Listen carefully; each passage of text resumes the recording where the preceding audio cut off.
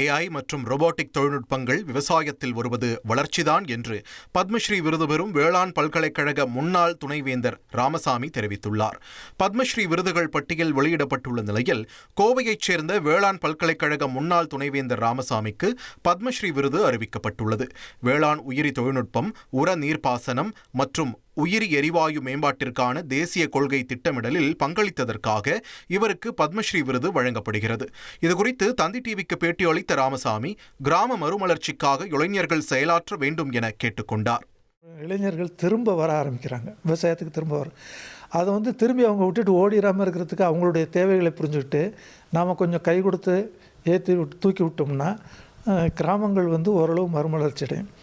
அவங்க நகரத்தை நோக்கி வர மாட்டாங்க, அங்கேயே இருந்து நல்லா இருப்பாங்க. அவங்களுக்கு ஒரு 2 வீலரோ 4 வீலரோ எடுத்துக்குவாங்க. இப்போ என்னென்னாக்கா இந்த இணையதள வசதியை நம்ம கிராமத்துக்கு கொடுத்துட்டோன்னு வைங்க, அவங்களுக்கு வேணுங்கிறது எல்லாமே திருப்தி அடைஞ்சிடும்.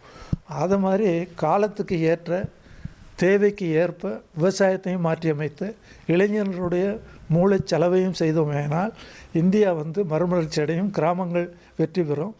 1,26,00,000 மனங்களை வென்ற தந்தி டிவி யூடியூப் சேனல். தவிர்க்க முடியாத தம்ப்நெயில்ஸ், கலக்கலான கான்டென்ட்ஸ். நீங்களும் இந்த குடும்பத்தில் இணைய இப்பவே சப்ஸ்கிரைப் பண்ணுங்க. அசுரபலம் கொண்ட எங்கள் டிஜிட்டல் கரங்களில் உங்கள் விளம்பரங்களை சேர்க்க வாட்ஸ்அப் பண்ணுங்க.